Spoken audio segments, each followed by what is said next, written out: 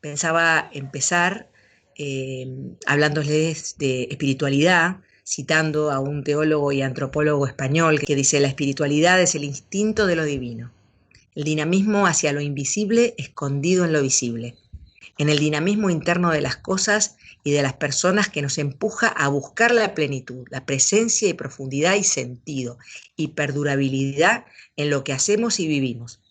Es el instinto de retorno a nuestro origen.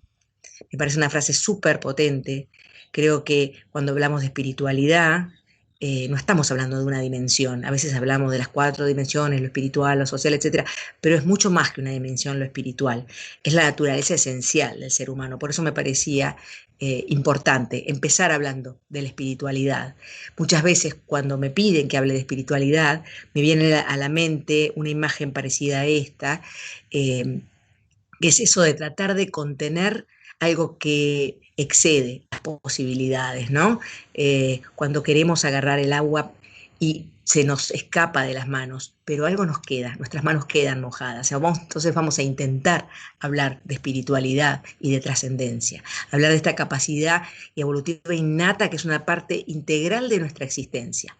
Es esta necesidad que tenemos de hacernos las preguntas esenciales, existenciales, y darle sentido a nuestra vida. Y todo esto tiene mucho que ver con el trabajo del duelo. Por eso empiezo un paso más atrás, ¿no? Porque cuando hay momentos en la vida de sufrimiento existencial, la espiritualidad nos ayuda, nos estimula para trascender esa visión pequeña, estrecha, que por ahí nos instala en el sufrimiento y nos permite una visión más profunda y a la vez más alta del sí mismo como parte de una realidad superior. Entonces, esta realidad que despierta, lo pongo entre comillas, porque está siempre, pero es fruto de la evolución peculiar de cada persona. Nuestro aspecto espiritual se desarrolla de maneras diferentes en cada uno y está asociado a momentos privilegiados. Yo les voy a nombrar algunos y van a ver cómo nos conectan con eso que nos trasciende. Momentos de enorme felicidad y amor por primera vez un hijo, ¿no es cierto? Puede ser un momento muy espiritual. Momentos en que estamos en contacto con la belleza, con el arte, la música, la literatura, la pintura. Son momentos de conexión con lo espiritual. O en contacto con la naturaleza, que nos deja sin palabras. Momentos en que nos sentimos unidos con otros, contenidos en un grupo, parte de un todo. Momentos de oración, de contemplación, de meditación. O tal vez momentos de gran sufrimiento, de duelo y de proximidad a la muerte. Esos momentos nos conectan mucho con nuestro aspecto más espiritual. Y en este aspecto espiritual que todos tenemos, nos genera un movimiento de búsqueda en 3 sentidos. Una búsqueda dentro de nosotros mismos, que es cuando buscamos sentido, ¿no? Porque sabemos que el sentido es lo que nos permite a otros que atraviesan el sufrimiento. Se sufre cuando no hay sentido, dice Víctor Frankl, ¿no? Y otra búsqueda es hacia el entorno, hacia los que nos rodean, la búsqueda de conexión. Entonces buscamos sentido en nosotros mismos, conexión con los demás, y también hay un más allá, un lo otro, un algo con mayúsculas, que es la búsqueda de trascendencia, eso que nos trasciende, que está más allá de nosotros. La trascendencia es eso que va más allá, que se encuentra por encima, por debajo, por los lados de determinado límite. Trascender es trasponer ese límite y ascender. En la palabra trascendencia están incluidas las dos, ¿no? ¿Y qué pasa cuando aparece la muerte? La muerte nos pone irremediablemente ante el misterio de la vida. La muerte no es que solucionar o explicar. La muerte y la enfermedad que lleva a la muerte es un misterio que se transita, un misterio que suscita preguntas sobre el sí mismo, sobre el sentido, sobre la conexión, sobre la trascendencia. Nos hace preguntas Entonces nosotros acompañamos transitando. No hay nada que resolver. No es un misterio que se resuelve, es un misterio que se transita. ¿Y qué pasa cuando aparece la muerte? Según nos dice José Carlos Bermejo, nos impone silencio. El silencio impone vacío. El vacío nos deja reflexionando, nos hace a todos filósofos. Relaciones del amor, ¿no?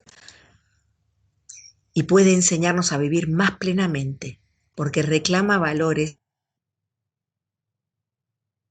que por la razón, que en lo cotidiano a veces quedan relegados. Nos conecta con algo que está más allá de lo cotidiano y siempre reclama acompañamiento. Y eso es lo que nosotros hacemos en el duelo, desde el duelo anticipado hasta el postduelo. Cuando hablamos de duelo, hablamos de pérdida, hablamos de sufrimiento.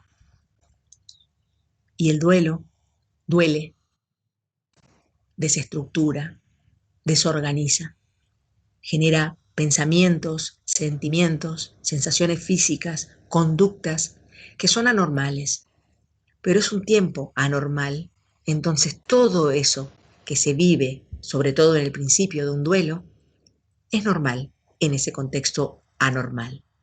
Y nosotros acompañamos.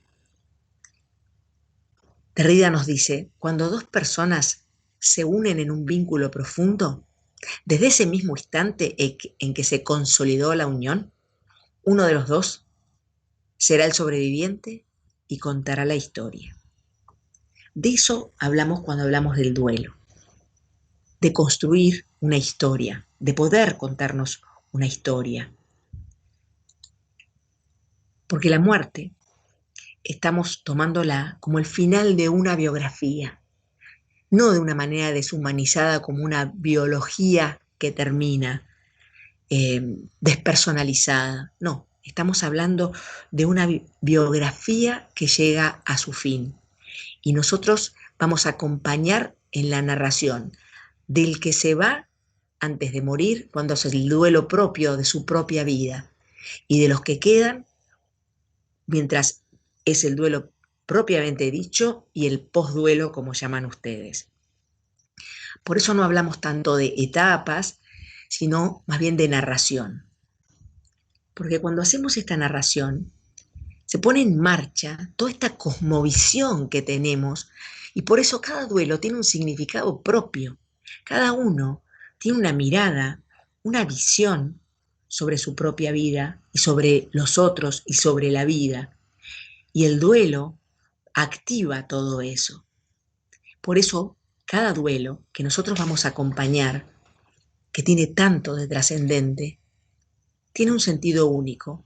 Podemos decir que el duelo es universal, pero es único. Todos tenemos duelos y cada duelo es único. Aún cada duelo propio es único. No es que yo tengo los duelos o yo hago mis duelos o yo transito mis duelos de determinada manera. De cada vínculo, el duelo es único, que me pone a mí como protagonista de una pérdida. Y ahí me toca narrar, empezar a narrar una nueva historia en la que el pasado se une a un presente y a un futuro que nunca habíamos imaginado. Y a nosotros, desde los paliativos, nos toca acompañar a que las personas puedan narrarse esa nueva historia, ese pasado, ese futuro inimaginado, puedan hablar de esta nueva identidad que tienen, provocada por la pérdida de un hermano, por la pérdida de un padre, por la pérdida de un esposo. Esta identidad que surge cuando podríamos imaginar, como dice Robert Niemeyer, que en la mitad de un capítulo fallece uno de los protagonistas, ¿no? Entonces tenemos que narrarnos y nosotros lo que vamos a hacer es acompañar a las personas que son las significativas de aquel que acompañamos en el tránsito de la enfermedad y hasta el fallecimiento, a que puedan comenzar a narrarse una historia que trascienda. Por eso el duelo lo tomamos como una narración. No hablamos de etapas fijas o de modos que hay que transitar, o como si el duelo fuera una escalera que uno va subiendo. El duelo se caracteriza por tener una dinámica personal y por no ir siempre en ascenso o en avance, sino que puede tener sus momentos y sus momentos de declive. Muchas veces muchos pacientes que acompañamos nos relatan sentirse muy bien y que de repente abro un ropero, veo la copita con la que brindábamos en Navidad y siento que se me viene el mundo abajo, ¿no?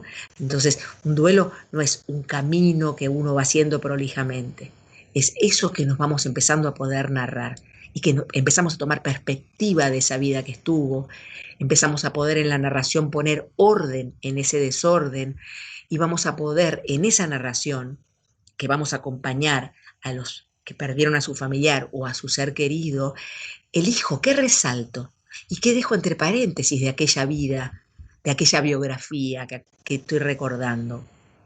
Y también remarcar que podemos continuar la relación con la persona fallecida en el relato desde su existencia, no desde su presencia. Y podemos en este duelo construir un sentido, que es una tarea absolutamente espiritual. Tratar de ver cuál fue el legado que nos dejó esa persona, qué aprendimos de ella, qué diferencia marcó en la vida, ¿no? Y también en este relato que vamos haciendo, vamos pudiendo ver qué recursos podemos tener, qué recursos podemos encontrar. Y nosotros que vamos acompañando a las personas que están transitando su duelo, que están pudiendo construir ese relato, somos iluminadores de recursos. Así como en la resiliencia existen los maestros de resiliencia, que momentos de resiliencia o los brotes de resiliencia que pudieran ver en las personas que acompañan, nosotros podemos ir remarcando esos recursos que tienen las personas. Y también en un duelo, que es una narración, celebramos esa vida, construimos una celebración de esa vida vivida. Como les decía antes, los significados, somos seres simbólicos y los significados se construyen y se organizan alrededor de lo que cada uno de nosotros creemos. Según lo que creemos, percibimos los acontecimientos y nuestras conductas son acordes, porque la realidad es una construcción que nosotros tenemos. Entonces, cuando adviene la muerte, puede, como acontecimiento, la muerte, validar o invalidar esas construcciones que teníamos de nuestra vida.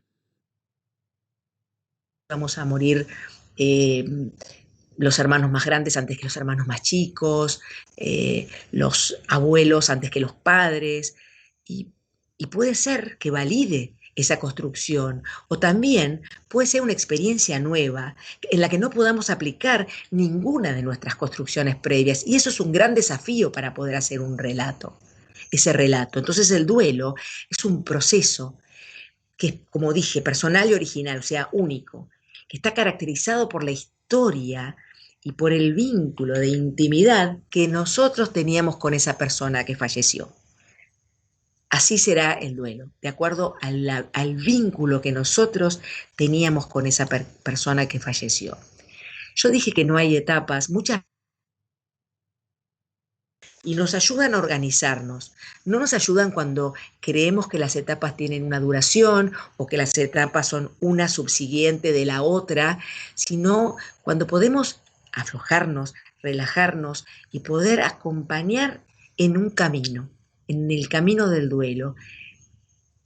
Me parece que cuando Borden habla de las tareas del duelo, combina muy agradablemente con esto que decimos de generarnos un relato, ¿sí? Entonces él dice que las tareas que tenemos que hacer cuando estamos en duelo son, y nada fácil, ¿no? Aceptar la realidad de la pérdida, que es a lo que nos resistimos, sobre todo.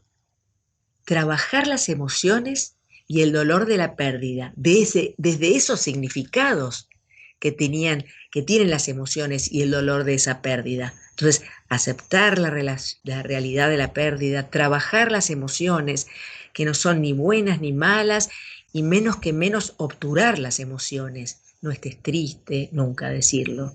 ¿no? No estés enojado, nunca decirlo. Los sentimientos, las emociones, todos sabemos que son información, que nos hablan del estado de la persona. Si no le gusta lo que siente, si no le gusta su enojo, si no le gusta su tristeza, nunca invitar a que no la sienta porque es imposible, es como no sentir el frío o no sentir el calor o el hambre. Lo que tenemos que invitar es a la pregunta, ¿qué necesitarías? Y validar, no invalidar, y validar esas emociones. Otra de las tareas que nos propone Borden es adaptarse al mundo y a uno mismo sin la persona fallecida y encontrar una conexión duradera con la persona fallecida mientras se comienza una nueva vida. Porque como decíamos, ya no está la presencia, pero sí la existencia. Entonces estas serían las tareas de la persona que está en duelo y que nosotros podemos acompañar. Y siempre reforzando esta idea, escuchar lo que nos cuentan y saber que el vínculo no se rompe, se modifica, que termina una vida, no una relación, y que pasamos de una relación de presencia a una relación de ausencia. Y hay mucha tranquilidad en esta continuidad, no en el cierre, ¿no? Un gran alivio. Yo ya no tengo que separarme del que falleció, sino que tengo que cambiar o iniciar un nuevo modo de relación con él mismo. Lewis, en un texto hermoso que se llama La pena observada, dice que la muerte es solo otro paso de una misma danza, no otra danza. Todo habla de esta trascendencia, de pasar el límite, de romper un vínculo, ¿no? No habla de finales. Robert Neymeyer también nos dice que tenemos que estar atentos porque cada sentimiento tiene una función y son indicadores los sentimientos. No tenemos nunca, como dije antes, que obturarlos o tratar de modificarlos, sino tratar de ver cuál es la función de ese sentimiento que aparece y dejarlo fluir. El desafío que tenemos que tratar de acompañar a las personas es a que puedan vivir con la ausencia y a encontrar un nuevo sentido a la existencia. Vieron que hablábamos que de la espiritualidad tenía esto de búsqueda de sentido, de conexión y de trascendencia. Nosotros tenemos que acompañar en esta búsqueda, en que la persona pueda reconstruirse, reorganizarse y transformarse en el sentido del ser. Y también hablar del tiempo. San Agustín hablaba de 3 tiempos, que en realidad son uno, porque hablaba de un presente de las cosas pasadas, un presente de las cosas presentes y un presente de las cosas futuras. O sea que lo único que tenemos es este presente, que se pone tan difícil de transitar, sobre todo en el principio del duelo, ¿no? Ramón Vallés, excelente psicólogo español, nos dice: integrar los recuerdos, reescribir nuestra historia, tratar de vivir con intensidad el presente de las cosas presentes. Ese debería ser el objetivo. La vida es valiosa incluso con pérdidas. Agrego yo, puede haber bienestar aún en la adversidad. La práctica de atención plena puede ser un instrumento que nos ayude a gestionar nuestros pensamientos y a facilitar que podamos pasar del presente de las cosas pasadas al presente de las cosas presentes y tal vez volver a ilusionarnos con el presente de las cosas futuras, que sería la esperanza. Repito, hablar de duelo es hablar de sentido, hablar de conexión y hablar de trascendencia. Y cuando hablamos de sentido, no hay solo un sentido. Si hay alguien que nos enseñó sobre el sentido, fue Viktor Frankl, ¿no? Y dice que el sentido de la vida difiere de una persona a la otra, de un día para el otro, de una hora para la otra. Y eso lo vemos mucho en los procesos que acompañamos. Así pues, lo que importa no es el sentido de la vida en términos generales, sino el significado concreto de la vida de cada individuo en un momento dado. Cuando acompaño en un duelo, en un posduelo, ¿cuál es el significado que está teniendo? ¿Cuál es el sentido que le está dando en ese momento? No el que tuvo siempre, ¿sí? Y trabajar los recursos espirituales, qué valores, qué creencias que tiene la persona, cuál es su apertura a lo trascendente, cuáles son sus vínculos que lo ayudan a trascender. Y favorecer también la conexión con su existencia. ¿Cómo? cuando acompañamos a alguien que está en duelo, ayudándolo a que pueda recordar, a que se anime a compartir, que pueda celebrar, reconocer y construir el legado que dejó esa persona, conectar y también evitar, porque lo animamos a que registre, a que lleve el registro de qué puede y qué no puede. Lo acompañamos en su llanto, lo abrazamos, aún virtualmente, porque el encuentro desde la virtualidad es real, no es presencial, pero el abrazo te puede existir. Lo sostenemos, lo escuchamos, validamos y acompañamos a ritualizar. ¿Cómo validamos? Sintonizando con lo que la persona está diciendo, dándole valor, nunca juzgando, garantizándole nuestra aceptación y el respeto por lo que está experimentando y normalizar lo que está sintiendo, diciéndole, es normal que sientas esto. Y puede haber una validación desde lo relacional que tiene que ver con ponernos nosotros en esa validación. Lo que vos me estás diciendo me hace sentir tal y tal cosa. Siento lo que me estás compartiendo. Y una validación que no es relacional y que es más cognitiva. Las personas que están transitando momentos como el vos, no digamos, entonces nosotros vamos validando. Y también la importancia fundamental del rito, que no es solamente el rito del velorio y el entierro, que muchas veces pudo no ser durante este año tan difícil, sino todas esas conmemoraciones, todas que son testimonio de la vida de esa persona, que son rituales que pueden ser individuales o grupales. Recuerdo una señora que nos contaba en un curso de duelo que ella, tiempo después del fallecimiento de su marido, había ido al campo y había hecho una gran fogata con todos los estudios médicos que habían tenido a lo largo de todo el tránsito de su enfermedad, y que ella hizo esa gran fogata, lo hizo ella sola y se quedó en ese momento observando el fuego. Es un acto de un valor simbólico enorme. Puede ser un rito de manera individual o pueden ser ritos grupales, porque expresan de manera simbólica y dan sentido y separan el tiempo ordinario de los tiempos especiales que nos hacen llegar a esto trascendente, a lo sagrado. Parker y Weiss nos dicen que las conmemoraciones y los rituales tienen un rol funcional, y Borden agrega que son factor de riesgo cuando no existen. Digamos, es muy importante. Tenía ganas de compartirles una pequeña historia que fue enorme, pero pequeña en tiempo. Acompañamos en el hospice, nosotros le decimos hospice a lo que llaman hospicio, pero hay muchos en Argentina, estamos todos perteneciendo a un grupo que es el movimiento hospice, ¿no? Y nosotros hace años acompañamos a Aldo, que era un hombre muy rudo, que era un domador. No les voy a contar la historia de Aldo, lo que sí les voy a contar es que en el acompañamiento de este hombre rudo, que no le tenía miedo a nada si era domador, y hubo un gran acompañamiento desde lo espiritual. Y ahora, para relacionarlo con esto que estamos hablando, ¿no? Del duelo de sus hijas.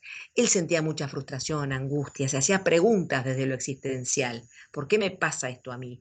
Como ven, tenía 2 hijas que tenían maridos, él era viudo hace 11 meses. Y él tenía muchas preguntas, muchos cuestionamientos desde lo espiritual. Por citar algunos, la amenaza de su proyecto de vida, el sentido que tenía su vida, la separación por las peleas que él había tenido y la falta de reconciliación con sus hermanos, el gran arrepentimiento por su relación con su esposa y no poder compartir con sus amigos. Todas estas eh, situaciones lo atravesaban cuando llegó. Hubo un gran acompañamiento en el que comenzamos introduciéndonos en su idiosincrasia de domador, en su historia. Como ven, acá están fotos de él cuando era joven. Lo fuimos acompañando, le fuimos permitiendo animarse a buscar las palabras para poder narrarse lo que le estaba sucediendo. Él hizo un proceso muy profundo, en el que pudo relacionarse y reconciliarse con sus hermanos, entender que podía, a pesar de que estaba fallecida, podía continuar el vínculo con su esposa e imaginar que ella lo iba a estar esperando. Eso le cambió la perspectiva. Pudo afrontar su miedo, ese miedo que con el que nunca había conectado para poder ser domador, ¿no es cierto? Y poder hablar de su trascendencia, de la continuidad de sus hijas, de su nieto, que era el único varón en la familia, hasta que pudo decirle a nuestro médico, a Matías, sácame el freno. Nosotros lo tomamos como un momento de aceptación, ¿no? Cuando un caballo le sacan el freno es que anda libremente, no siente ya que nada lo sostiene, ¿no? Entonces él pudo preparar su despedida, indicarle a sus hijas qué vestimenta quería y dejar todos sus aperos, todo lo que él tenía de sus caballos, sus monturas, sus riendas, etcétera, para Juan, para su nieto, para que él continuara con eso y dejarles un legado a sus hijas, permanezcan unidas, nunca se separen. Rápidamente deben conocer las necesidades espirituales que nos muestra la SECPAL. Ven cómo Aldo pudo ser reconocido como persona, pudo leer su vida, encontrar sentido, perdonarse, perdonar, pensar una vida más allá del mismo, pensar en la continuidad, tener esperanza. Pudo expresar sus sentimientos, sus vivencias religiosas, eligió tomar la comunión, se sintió amado. Ven cómo el acompañamiento es espiritual y nosotros seguimos acompañando a sus hijas y me gustaría compartirles, ya que hablamos del postduelo, un video que un año después del fallecimiento de Aldo invitamos a sus hijas a nuestra casa y nos contaron, y quiero que vean cómo todo lo que ellas comentan es el relato que ellas se pueden hacer de lo vivido. Ahí les comparto, avísenme si no se llega a escuchar. Mi papá pudo hacer en los últimos 3 meses que estuvo acá, todo el tiempo vivir con los proyectos, reconciliarse con sus hermanos, poder bautizarse, que eso fue muy importante. La casa para nosotros, para mi papá, para todo, ver cómo trataban a todos los huéspedes, día a día, ir conociendo, que se preocupaban. La verdad que no sé, fue una segunda familia. O sea, la parte de familia nuestra que no tuvimos, la tuvimos acá en el Hospital. Porque yo estaba media enojada con Dios. Y esto es una cosa también que cree mucho en nuestra religión. Fue algo muy lindo. Que gracias al Hospital que uno reza, que como que el Padre nos hablaba y todas esas cosas. La verdad que fue muy lindo poder reencontrarme de vuelta con la religión de uno, ¿no? Para mí el momento más importante fue la mañana de Pascua que pasamos todos juntos con la familia de Ivana, otra huésped que partió, que él se levantó y ya no tenía mucha fuerza. Una voluntaria lo preparó, Cristina, y nos pudo decir a las dos abrazándonos, no se imaginan cuánto las quiero.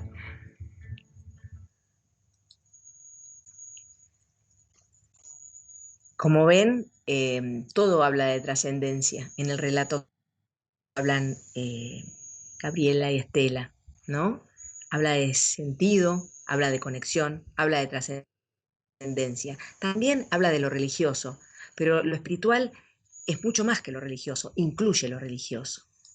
Entonces nosotros que acompañamos a los que están en duelo, los acompañamos a que puedan seguir narrando y narrando la historia alrededor de esa pérdida, que puedan trabajar y retrabajar esos sentimientos, para que puedan tener esta nueva vida, que puedan construir esta construcción personal de significados que fue cuestionada por esta pérdida. Nos viene a cuestionar la muerte.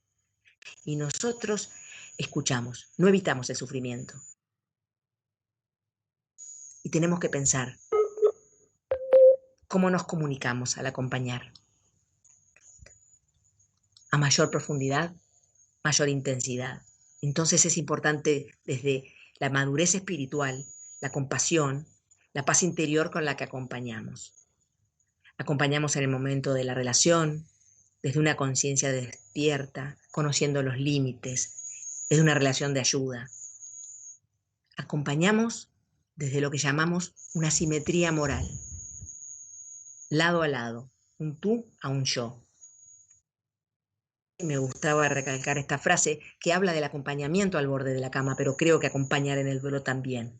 Habla del que acompaña, de los profesionales que nos dedicamos, de los voluntarios que nos dedicamos. Dice, la calidad de la presencia que como profesional aportas a la cabecera del enfermo y que puede ayudarle a restablecer sus conexiones sanadoras y trascender el sufrimiento, depende de la calidad de tu vida. Y en este sentido, el autocuidado espiritual del profesional debe verse como un imperativo ético. Me parece muy importante contarles, para cerrar ya, que nosotros, trabajando la trascendencia, anualmente nos reunimos en nuestra casa con los familiares de todos los fallecidos que acompañamos durante ese año y hacemos lo que llamamos la celebración de la luz. Este año no podemos hacer esas rondas en nuestro jardín en las que permitimos que las personas compartan experiencias. Es imposible reunirse por la pandemia. Bueno, este viernes vamos a hacer nuestra celebración de la luz vía YouTube, en la que van a poder ver a los doctores y a las enfermeras, y cada familia recibió en su casa, gracias a una donación, una caja con una velita y una tarjeta, y todos vamos a hacer un rito de celebración de la persona que acompañamos. O sea, cuando acompañamos en el duelo y en el posduelo, como llaman ustedes, acompañamos a la que persona pueda tener una nueva mirada de sí misma, de la persona que falleció, de los otros y de lo otro. Para terminar, quería leerles una frase de la fundadora del Hospice Modernos, que es Cicely Saunders, que me parecía lindo cerrar con esta frase. Cuidados paliativos significa encuentros, físico y espiritual.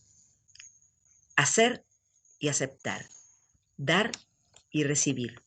Todos están juntos. La persona que muere necesita de la comunidad, su apoyo y su compasión. La comunidad necesita a la persona que muere para pensar aspectos relacionados con la eternidad y hablar de ellos. Estamos en deuda con los que nos hacen aprender estas cosas. Debemos ser gentiles y tratarlos con verdadera atención y afecto. Muchas gracias. Muchas gracias a ti, Florencia. La verdad que estuvo muy lindo, de verdad. Y muchas gracias por compartir la historia de Aldo y gracias por mostrar imágenes de... Yo cuando en ese momento tuviste el problema del internet, yo le comentaba Sí. cómo era el hospice del Buen Samaritano y que quedaba en Pilar y que la gente que lo quisiera conocer, si pasaba por Buenos Aires, por favor tomara el tren y fuera a verlo, que queda a poco, no sé si queda 30 minutos de tren ahí, Buenos Aires de Pilar. Sí, tal vez un poco más, pero sí, sí. Y hay otros hospices también. Somos Sí. todos hermanos los hospices. Sí, Cada uno tiene su estilo, ¿no? El San Camilo fue el primero. Y creo que esta historia de Aldo, que ya fue hace varios años, iluminaba mucho, sobre todo por el video de sus hijas un año después. Sabés que 2 años después aparecieron en un programa de televisión y ya se las veía haciendo el relato de otra manera. Digamos, uno puede ver esa evolución y confiar que estamos formateados para poder hacer nuestros duelos, a que confíen que van a poder, ¿no? Sin duda. Sin duda que sí. Sin duda que sí. Muchísimas gracias, Florencia, Bueno. y fue un placer. Fue un placer escucharte nuevamente.